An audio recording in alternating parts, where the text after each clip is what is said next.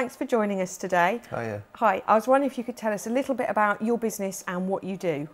So my name's Rory, I'm a resident of Horsham and I'm an executive and life coach as well as corporate trainer. My company's name is Roaring Berry. Lovely. Now, we've gone through a very strange time with quite a sudden shutdown and businesses having to send staff home, to work from home, teams working remotely, and that's been a big period of adjustment for people, I think. Absolutely. And the craziest thing about change is that we have to grieve it before we can accept it. And so it took a lot of people a little bit of time to readjust to new routines and new rhythms. And now we're setting up for the next change, obviously, that we're now going to be back to work soon. Yes. Which is potentially going to be another big change, which people are going to have to, once again, grieve the change so that they can accept the change and then settle in. And it's going to be a different time, because initially it was go home, you'll be safer. Now it's come back to work, don't worry, you'll be safe. Yes, and I think there's quite a few people that are worried about that transition now back to work, because they have felt very safe at home, very cocooned. We've had 10 weeks now of that kind of safe cocoon of home, and we're being asked to go out. We've heard that masks are becoming a requirement on public transport. So there's a lot for people to think about. So what can businesses do to help people going back to the workplace? I think one of the big things is to just be open to the fact that people are going to potentially interact with them differently. Right. And I think also, even if you feel like you don't need a mask, sometimes you wearing a mask actually helps somebody else that may be more nervous, have a different level of anxiety to you. So I think in terms of businesses looking after their staff, making something mandatory can sometimes feel oppressive to some people. But if people can look at it and understand that me wearing a mask might make you feel comfortable, means that I can then reframe the way I look at said mask as no longer a burden, but as a gift in terms of to help you manage. I think also just being open to the fact that it's going to be weird. And just, we're not going back.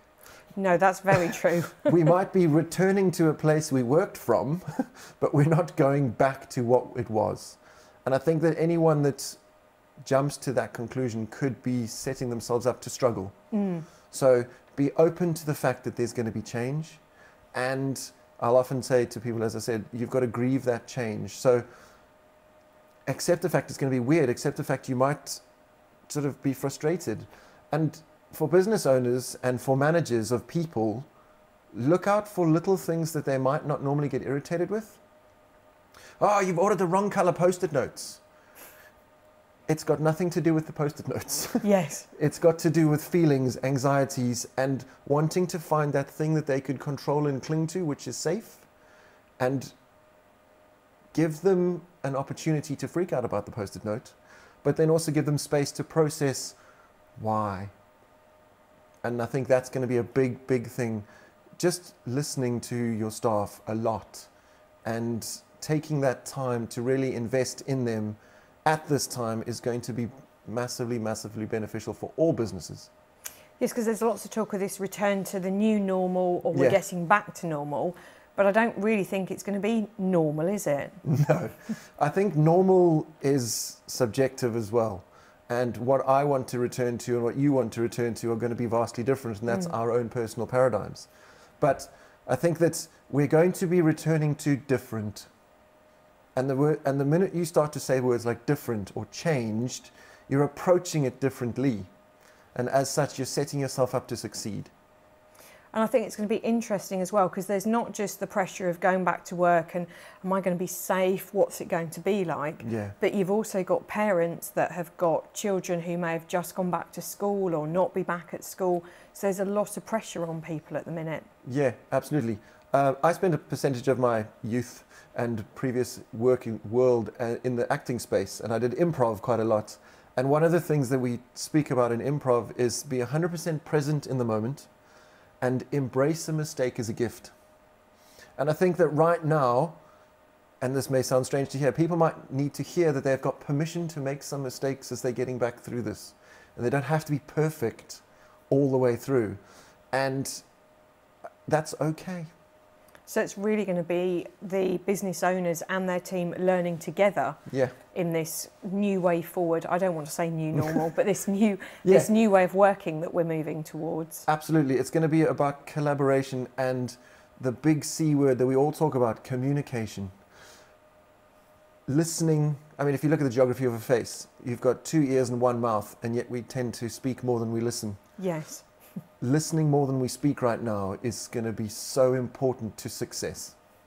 So there could be little cues that they need to be listening out for, people talking about things differently to how they normally do, and as you say, reacting to things, perhaps the Post-it notes. Yeah, and it really will be, the big things won't be the things that trigger things. It will be silly little things. And that's because in our world, we've generally got, I call them the 2 pots, the stuff we can control and the stuff we can't.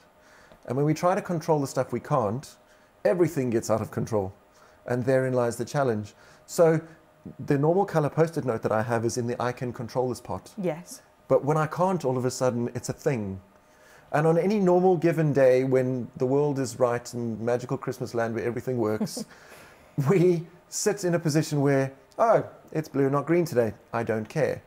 But in a time when everything else is in a maelstrom of madness, we get an opportunity to freak out. And I know that sounds weird to say, but because we want that control and we don't have it, that's where the mischief can sometimes arise.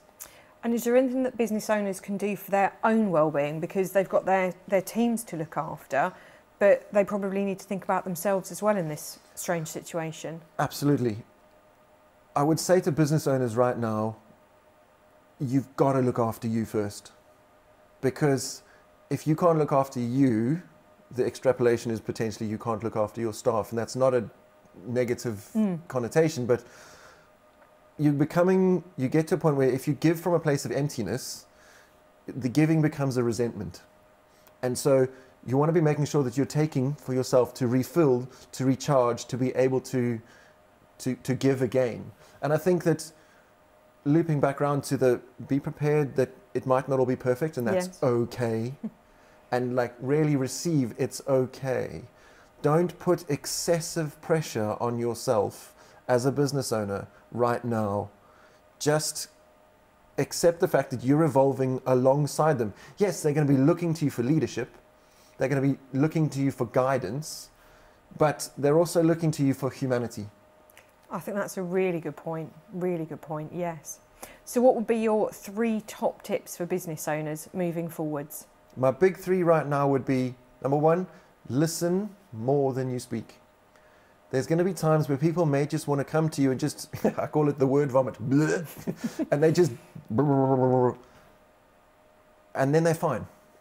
So just be open to listening. Don't default to, I must fix this. Okay. Especially for the boys watching. We're very good at that. Number 2, I would say, don't forget to still play. There's a lot of serious stuff going on. There is indeed, yes. And it's very easy to forget that there's also an opportunity to find surprise and delight in all that we have around us. Obviously, it's getting into summertime now, and there's so much beautiful nature. So even just walk outside and sniff a flower, look for a bumblebee, if you're not allergic. Yes.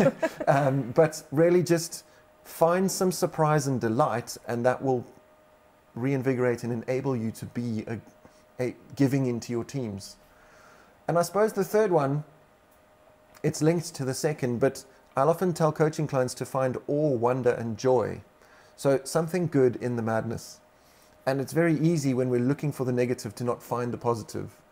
So look for some positives in your days, and even on the craziest days, I can guarantee you there's at least one thing that will be a little positive for you. So we'll watch out for that one thing in those really dark days. Yeah.